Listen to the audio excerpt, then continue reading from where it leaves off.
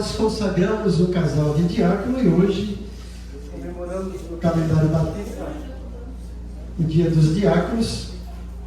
E eu gostaria de pregar não apenas para os diáconos, mas para todos nós, mas pensando um pouquinho no ministério diaconal, porque todos nós, pelo menos, deveríamos ter um pouco de diácono em nossas vidas. Que o próprio Jesus disse lá em Marcos 10, do 35 a 45, que o Filho do Homem não veio para ser servido, mas para servir. E eu coloquei como título desse sermão, Ministério Diaconal, servindo ao Rei que veio para servir. Atos 6, de 1 a 7, diz assim a palavra do Senhor: Naqueles dias, crescendo o número de discípulos, os judeus de fala grega, entre eles, queixaram-se dos judeus de fala hebraica, porque suas viúvas estavam sendo esquecidas da distribuição diária de alimento. Por isso os 12 reuniram todos os discípulos e disseram: não é certo negligenciarmos o ministério da palavra de Deus a fim de servir às mesas. Irmãos, escolham entre vocês 7 homens de bom testemunho, cheios do Espírito e de sabedoria. Passaremos a eles essa tarefa e nos dedicaremos à oração e ao ministério da palavra. Tal proposta agradou a todos. Então escolheram Estevão, homem cheio de fé e do Espírito Santo, além de Filipe, Prócoro, Nicanor, Timão, Pármenas e Nicolau, um convertido ao judaísmo, proveniente de Antioquia. Apresentaram esses homens aos apóstolos, os quais oraram e lhes impuseram as mãos. Assim a palavra de Deus se espalhava, crescia rapidamente o número de discípulos em Jerusalém, também um grande número de sacerdotes obedecia à fé.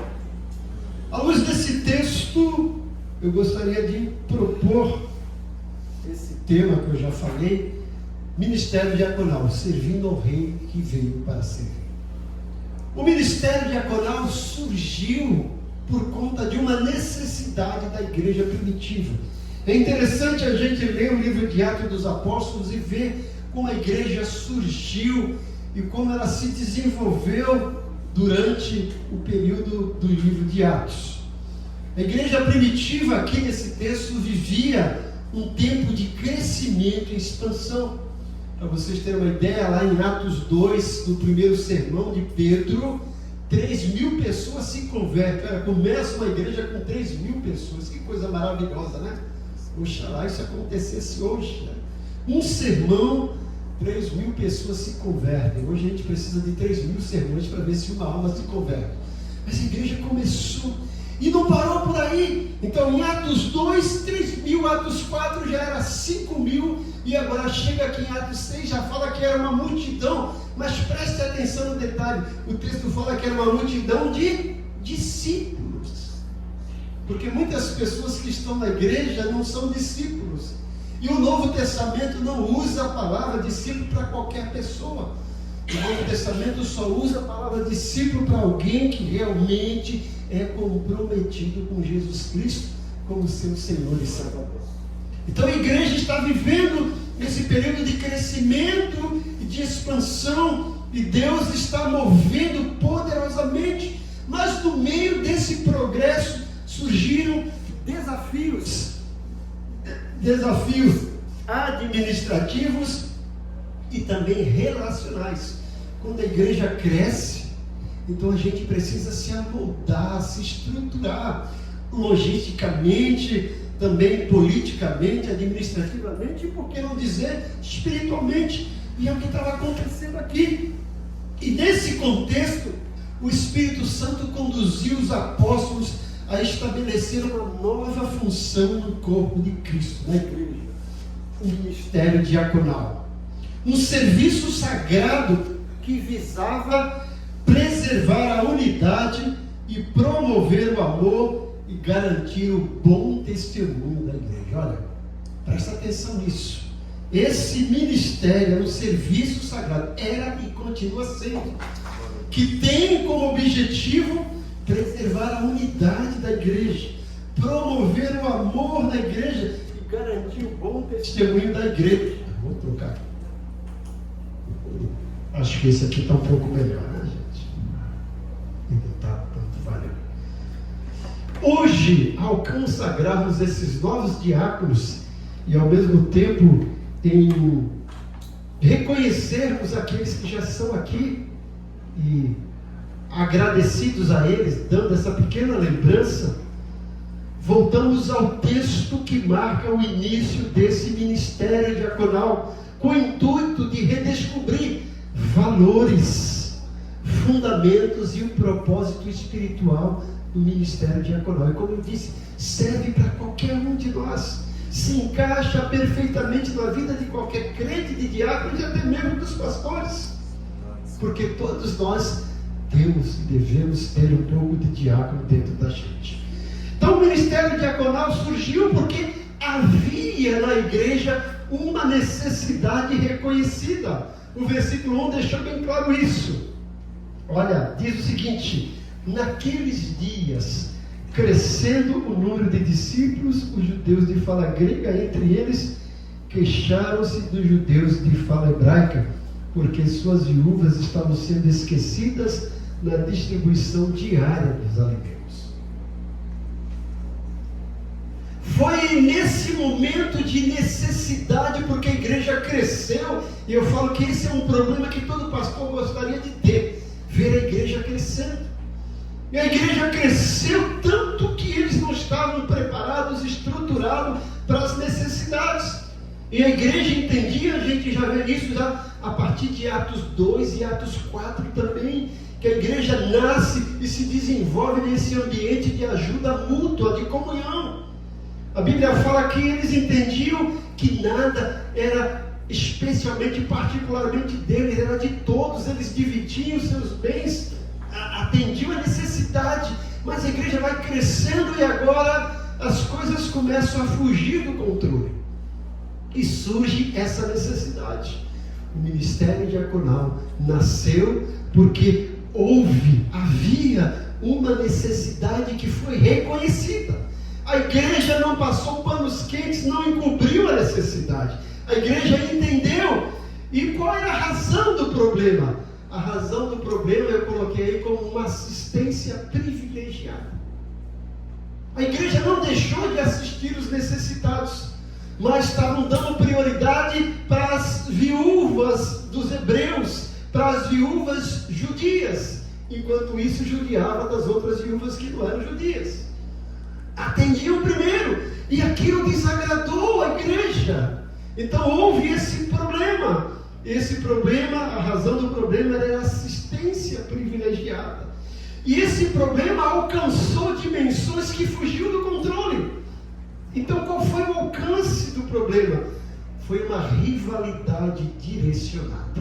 Então houve aquela rivalidade entre os judeus e os que não eram judeus, os de fala grega. Olha, vocês estão dando preferência para as viúvas judias, estão esquecendo das nossas viúvas. Isso não é certo, todos nós participamos do mesmo corpo, todos nós somos igrejas, e isso não pode acontecer. Então esse problema começou a perder a dimensão e a ficar maior. O problema alcançou dimensões maiores. E aí qual foi a consequência do problema? Murmuração acerbada. Começaram a murmurar. A pior coisa é como a igreja apela para a murmuração em vez de promover sugestão. Pasmem, gente, todas as igrejas têm problemas. E quanto maior, os problemas vão crescer. Mas a igreja entendeu que havia um problema que precisava ser resolvido, mas no meio disso houve murmuração. E essa predileção pelas viúvas judias gerou essa murmuração. E nós temos que entender que a murmuração ameaça a comunhão e o foco da igreja. E é o que estava acontecendo. Estava tudo mil maravilhas, estamos crescendo, as pessoas estão sendo assistidas, olha, o Evangelho está alcançando nova vida.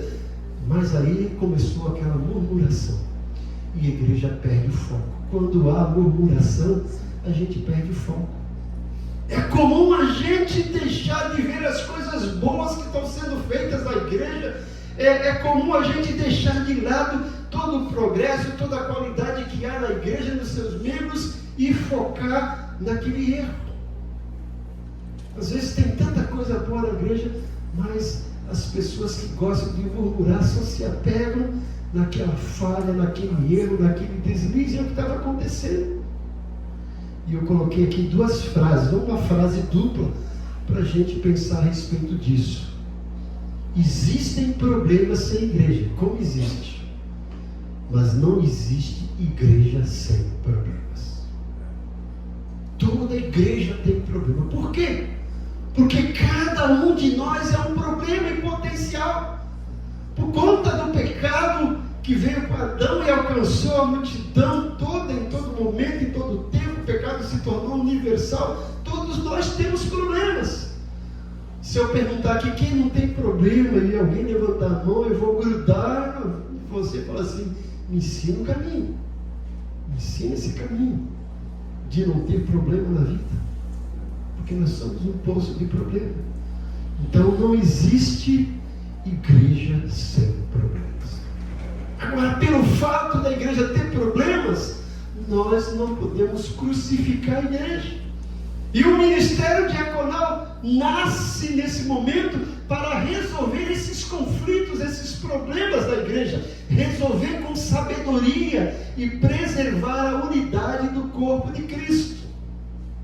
O diácono é chamado a ser um pacificador, alguém que trabalha nos bastidores para que a palavra de Deus continue alcançando vidas sem distrações. O diácono é aquele que não aparece muito, mas que faz muito sem aparecer. O verdadeiro diácono é aquele que, quando vê um crente murmurando, um crente insatisfeito, ele senta com ele: vem cá, vamos conversar, o que está acontecendo? O diácono é aquele pacificador, o resolvedor de problemas, que ele está na igreja ali atento a todos os detalhes para servir, porque a palavra diácono é isso, é servir, o servo. Então, o ministério diaconal surgiu porque havia uma necessidade reconhecida na igreja. O ministério diaconal surgiu porque houve também uma prioridade estabelecida na igreja. Veja que diante desse problema, eles chegam lá para os apóstolos, e os discípulos: olha, está tendo problema. E eles queriam que os apóstolos resolvessem esse problema, porque tudo ficava nas costas, nas mãos dos apóstolos. Não tinha uma organização como nós temos hoje. A igreja, no seu início, não tinha lá ministro de louvor, não tinha líder de departamento infantil, até então não tinha diácono, não tinha receptores, não tinha intercessores, não tinha MCM, não tinha nada disso. Mas agora, por conta do crescimento e por conta da necessidade, gerou problema, mas a igreja, diante desse problema, não perdeu foco. E o ministério diaconal nasceu primeiro por causa dessa necessidade reconhecida, mas também por causa de uma prioridade estabelecida. E essa prioridade está estabelecida, que está aqui no versículo 2 e no versículo 4. É interessante a postura dos apóstolos diante da reclamação que é levada a eles. Olha o que eles respondem, versículo 2. Por isso os 12 reuniram todos os discípulos e disseram, olha o que eles disseram: não é certo negligenciarmos o ministério da palavra de Deus a fim de servir as mãos. Em outras palavras, vocês estão querendo que a gente resolva isso? Não é certo a gente ir resolver isso e deixar de lado o ministério da oração e da palavra. E aí eles chegam lá no versículo 4, o que eles dizem? Versículo 4: e nós nos dedicaremos à oração e ao ministério da palavra. Gente, A marca de uma igreja bíblica é a postura e a prioridade que ela tem em relação a esses dois elementos imprescindíveis para a igreja e para o crescimento de todo crente: oração e palavra. Quando nós oramos, nós falamos com Deus. Quando nós lemos a palavra, é Deus falando conosco. E os apóstolos entenderam: olha, existe aqui algo que é a prioridade, e nós não podemos abrir mão dessa prioridade. Mas veja, eles não fizeram isso e falaram: olha, continue o problema aí. Não. Eles entenderam que havia uma prioridade estabelecida, e essa prioridade foi sugerida: olha, não é razoável que abandonemos a palavra. E essa prioridade foi assumida: nós nos consagraremos. E essa prioridade foi descritiva. Eles descreveram: olha, a nossa função como apóstolo, como líder da igreja aqui, é se dedicar ao ministério da oração e da palavra. Nós falamos hoje de manhã, acho que foi até o Bonifácio que perguntou, né? Por que algumas pessoas ficam aborrecidas e querem sair da igreja? E tudo a gente já pensa em sair. Aí nós falamos: algumas pessoas às vezes saem, não porque estão aborrecidas, às vezes porque mudam de lugar, fica difícil, né? Para se locomover, ou então porque teve um chamado ministerial para exercer outra igreja. Vá, da bênção. O crente não pode sair é zangado, o crente não pode sair é pecado ferido. E nós falamos que hoje existe igreja para todo gosto. Mas muitas pessoas, quando procuram a igreja, não procuram essa prioridade que os apóstolos fizeram. A maioria das pessoas não vão à igreja para ver se lá realmente está ensinando a palavra e é uma igreja que ora. Muitas pessoas vão lá: ah, um louvor bonito, olha que legal lá, tem coreografia, né? Ah, lá tem salinha para isso, tem isso, né? Tem aquelas pirotecnia, tem tanta coisa. Olha, no louvor apaga a luz, fica tudo preto, tem aquelas fumaças, é aquela coisa gostosa. É isso que as pessoas procuram. E isso faz parte até da igreja, desde que a prioridade seja o ensino da palavra e oração.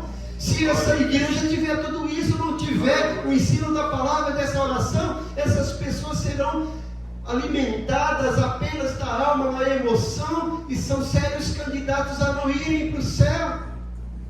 Porque Jesus disse lá em João 5,24: quem ouve a minha palavra e crê naquele que me enviou, não entrará em condenação, já passou da morte para a vida. Só vai entrar no céu quem está aqui alinhado com a palavra de Deus, quem tem uma vida regular, disciplinada de oração.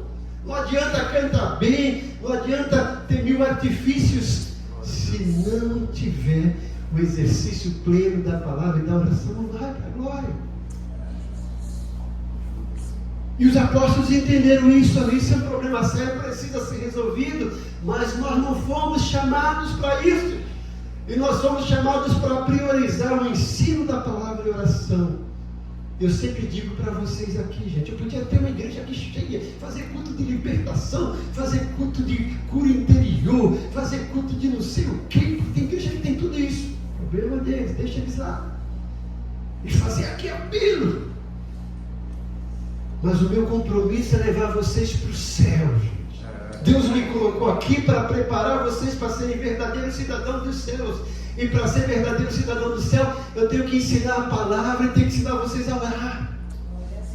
Tenho que ensinar que vocês mantenham uma disciplina de palavra e oração. E essa igreja preza por isso. Eu estou aqui há 28 anos prezando por isso. E eu louvo a Deus por algumas pessoas que quando eu cheguei aqui eu precisei pegar pesado, porque não entenderam isso. Graças a Deus, essas pessoas que precisei pegar pesado, mas que tinham uma conversão genuína, hoje estão aqui que são bênção. E algumas foram para outro lugar, mas estão servindo como bênção. Esse é o meu compromisso com Deus e com vocês. Eu posso chegar à noite e dormir tranquilo, sem afundar meu travesseiro com a consciência pesada, Porque eu estou ensinando a palavra de Deus para vocês serem verdadeiros cidadãos dos céus. E esse é o compromisso. E os apóstolos entenderam isso e fez a igreja entender. Existe uma prioridade. Nós não vamos abrir mão. E em meio a tudo isso, houve uma providência participativa. Ou seja, os apóstolos viram a necessidade, reconheceram, mas falaram, isso não é função nossa. Mas não disseram, olha, vai ficar assim mesmo, não. Isso precisa ser resolvido. Como é que nós vamos resolver? Vamos resolver com a participação da igreja. Quando a igreja entende que há um problema e troca a murmuração por sujeição e participação, a igreja cresce, como a gente viu aqui. Agora, quando a igreja fica só murmurando, não cresce, divide. E os apóstolos fizeram a igreja entender isso. Olha, a nossa prioridade é essa, mas o problema está aí, vocês que precisam resolver, e nós vamos ajudar vocês. De que forma? Houve essa providência participativa, que está registrada no versículo 2, no versículo 3, no versículo 5 e no versículo 6. Primeiro fizeram uma convocação. Eles dizem, escolham entre vós. É isso, versículo 2. Não é certo que negligenciemos o ministério da palavra de Deus a fim de servir à mesa. Aí 3. Irmãos, escolham entre vocês 7 homens de bom testemunho, cheios do espírito de sabedoria. Passaremos a ele esta tarefa. Os apóstolos falaram assim, olha, tem um problema, quem que vai resolver o problema? Vocês mesmos. Vocês têm aí no meio de vocês pessoas capazes, pessoas que podem solucionar esse problema. Então, escolham entre vocês. Os apóstolos fizeram essa convocação. Foi uma convocação coletiva. Toda a comunidade da igreja foi convidada a participar. Por isso que nós falamos, o ministério diaconal é um ministério não lá da convenção batista, não aqui da associação das igrejas, não da ordem dos pastores. O ministério diaconal é exclusivo da igreja. É a igreja que reconhece, a igreja que escolhe, a igreja que consagra. A igreja precisa participar dos problemas e escolher entre a sua membresia essas pessoas que são qualificadas. Muitos estão aí, cheios de talento. Eu sempre falo que na igreja tem crente cheio de talento, mas também tem igreja cheia de crente que talento. Não faz nada, talento. Acorda, levanta, vamos exercer o ministério diaconal. Houve essa convocação para toda a comunidade. E essa convocação coletiva também foi uma convocação participativa. O problema foi comunicado à comunidade, à igreja. E diante disso houve uma eleição. A igreja elegeu. Mas não elegeu assim, vamos fazer aqui uma chapa, vamos votar os queridinhos de vocês. Não. Essa eleição foi uma eleição descritiva. Escolham 7 homens. A princípio era 7 homens, dá para dar conta do recado. Mas não são qualquer 7 homens. Olha o que eles dizem. Escolham 7 homens de bom testemunho, cheio de espírito e de sabedoria. Não escolham qualquer um. Então, houve essa eleição detalhada. Pessoas de boa reputação. Olha, que não dão mau testemunho lá fora, que não dá mau testemunho na igreja. Porque tem crente aí, gente, que misericórdia, né? Está na igreja e parece que acha que a igreja é um pentágono, né? É um tatame que quer mudar uma Muay, jiu-jitsu, outra coisa, que está bravo com todo mundo. E lá fora, né? Misericórdia, não é isso. Tem que ter boa reputação, ser bem reconhecido pela igreja lá fora. Porque eu começo aqui, mas lá em 1 Timóteo capítulo 3 tem uma lista das qualificações para o ministério diaconal. Houve essa eleição detalhada, boa reputação. Houve uma eleição democrática. Escolham dentre vocês que devem escolher. E uma eleição direcionada. Olha, eles foram escolhidos com uma direção, aos quais encarregaremos desse negócio. O que é? A princípio, o ministério diaconal era trabalhar na assistência social da igreja, socorrer as viúvas e os necessitados. Mas, apesar dessa eleição, as pessoas precisavam de uma qualificação.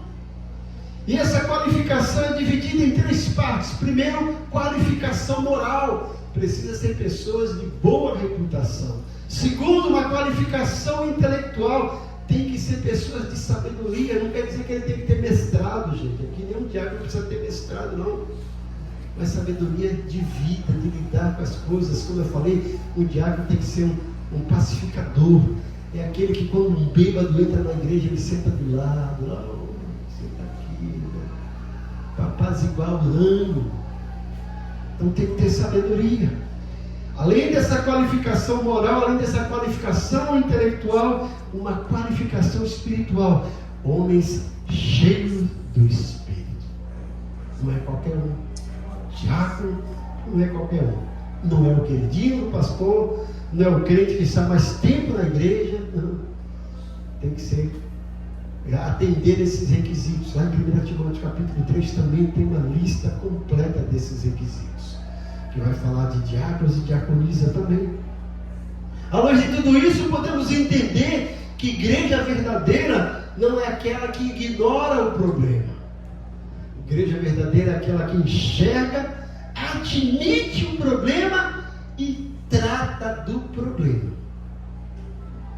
para que não se dissemine em outros problemas.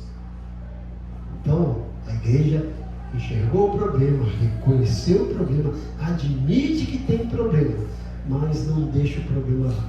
Trata do problema, para que o problema não se dissemine em outros problemas. E não sei se está aqui no slide, mas eu coloquei que para ministérios excelentes, nós precisamos de líderes excelentes. Quando a gente abaixa o padrão para a escolha de líder, a gente vai ter problema lá na frente. Eu dou aula no seminário, quando eu vou dar aula sobre as cartas pastorais, as cartas que o apóstolo Paulo escreveu para pastores, 1ª e 2ª Timóteo e Tito, eu falo que lá tem 2 ingredientes imprescindíveis para uma igreja: sã doutrina e obreiros qualificados. Quando a igreja ensina a sã doutrina, a palavra de Deus, ela gera obreiros qualificados. E esses obreiros qualificados, por sua vez, vão pregar a sã doutrina, que vai gerar mais obreiros qualificados que vão continuar pregando a sã doutrina. Agora, quando a igreja baixa o padrão e não escolhe obreiros qualificados, ele, por sua vez, não vão ensinar essa doutrina, vão ensinar um bocado de doutrinas aí que não são bíblicas. E a igreja vai sofrer, certo? E eu termino concluindo, né? Eu concluo terminando, que é a mesma coisa, embora seja um pleonasmo, né? Deus continua levantando servos e servas para o avanço do seu reino. Assim como o início da igreja, o Senhor chama hoje homens e mulheres dispostos a servir com humildade e integridade, não buscando a glória pessoal, mas o crescimento do corpo de Cristo. Que cada diácono consagrado nesse culto hoje, esse casal de diácono, viva segundo esse modelo de Atos 6.